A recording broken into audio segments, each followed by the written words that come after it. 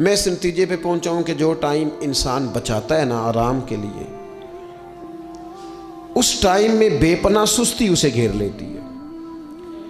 हम छोटे होते थे बचपन में, स्कूल से एक छुट्टी करते थे, फिर दूसरी करने को भी दिल करता था, दूसरी करते थे, फिर तीसरी करने को भी दिल करता था। गाड़ी उसी का नाम है जो चलती रहे, ड्यूटी उसी का नाम है जो हमेशा की जाए।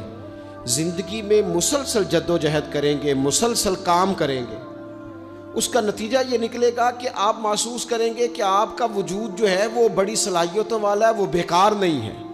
मुसलसल काम। आप अंबिया किराम अलैहिमुस्सलाम की ज़िंदगी देखें, सहाबा की ज़िंदगियाँ देखें, अहले बैत की देखें, औलिया अल्लाह की देखें, बुजुर्गान दीन की देखें, आप देखें कि उन्होंने काम कितना कितना बड़ा किया है। हम कभी उनको पढ़ते हैं तो हैरान हो जाते हैं कि यार इतने मुख्तसर वक्त में इतना ज़्यादा काम तो मुमकिन ही नहीं। आला हज़रत रहमतुल्लाह अलैह ने 1000 किताब लिख दी। इमाम बुखारी ने पूरी दुनिया में घूमकर अहादीस जमा करके एक जगह पे इकट्ठी कर दी और फिर उसूल वज़ा कर दिए हदीस पाक के कि हदीस किस तरह कबूल की जाएगी। फिर उसमें फ़र्क कर दिया कि सही कौन सी है, मुतवातर कौन सी है, हसन कौन सी है, ज़ईफ़ कौन सी है, मौजू हो तो फिर उसके कायदे क्या हैं। इतना काम बुजुर्गों ने कर दिया। जद्दोजहद थी ज़िंदगी में, मुसलसल ड्यूटी करते थे। जब मुसलसल काम करते हैं ना, नबी पाक सल्लल्लाहु ताला अलैहि वसल्लम ने फरमाया जो आदमी मेहनत करे, कोशिश करे और शाम को थक के सो जाए, अल्लाह उसके पिछले गुनाहों को माफ़ फरमा देगा।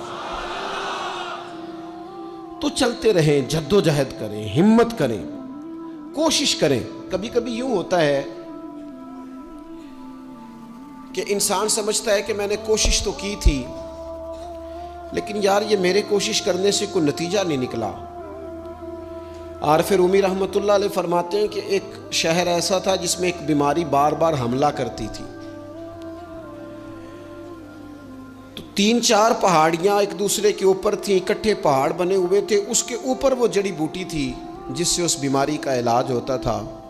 तो कई हकीमों ने बताया कि अगर वो जड़ी बूटी हासिल कर ली जाए तो तुम्हारे शहर के लोग सेहतयाब हो सकते हैं। पर वो 4 पहाड़ियाँ ऊपर नीचे और फिर ढलान बड़ी सीधी थी, जो पैर रखता फिसल जाता, कोई जुर्रत ही न करता ऊपर जाने की। लेकिन लोग बीमार थे, तकलीफ़ में थे।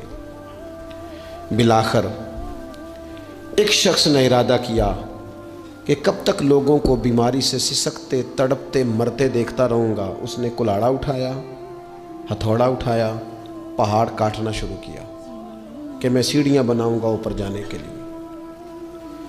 फरमाते हैं कि वो पहाड़ काट रहा था तो जो करीब आते थे ना, वो उसे कहते थे पागल हो गया तू वो अकेला बंदा कैसे पहाड़ काटेगा, बेवकूफ़ है, छोड़ दे। उसने कहा यार तुम साथ नहीं चल सकते तो हौसला शिकनी तो ना करो, मुझे कुछ करने तो दो।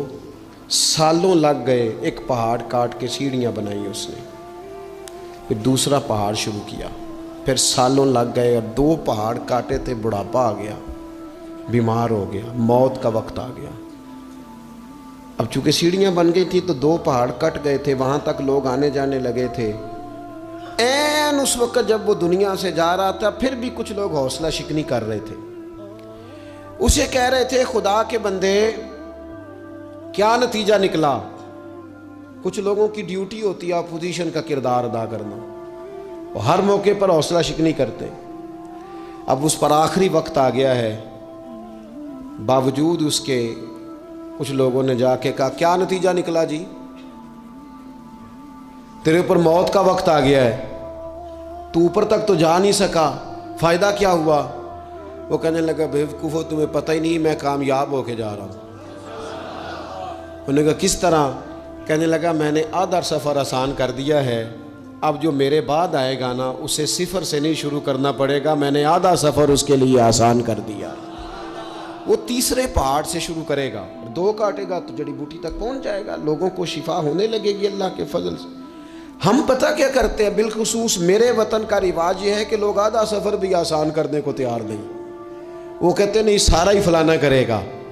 जितने अंबिया दुनिया में आए ना मेरे दोस्तों, वो सारे कामयाब गए, लेकिन किसी के साथ 4 उम्मती, किसी के साथ 10, किसी के साथ 100, किसी के साथ 200, लेकिन नबी कामयाब गए। क्यों?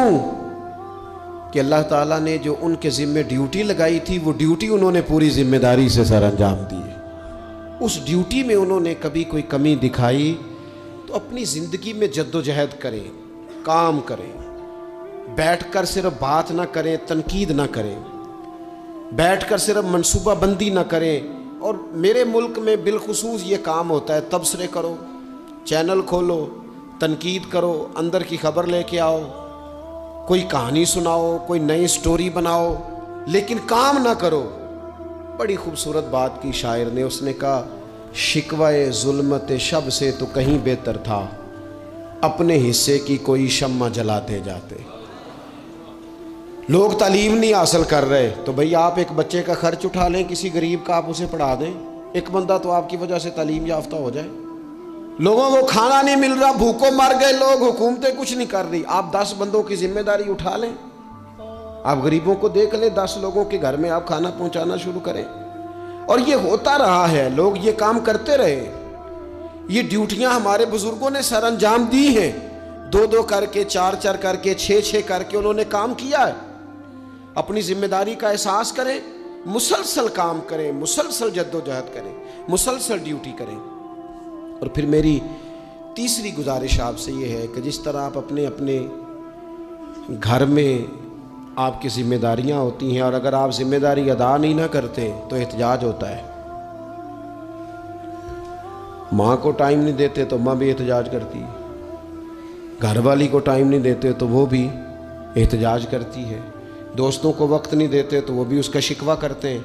तो आपके ज़िम्मे जितनी भी जिम्मेदारियां हैं, आप पढ़ाते हैं, क्लास में वक्त पे नहीं आते तो उसका इजहार किया जाता है।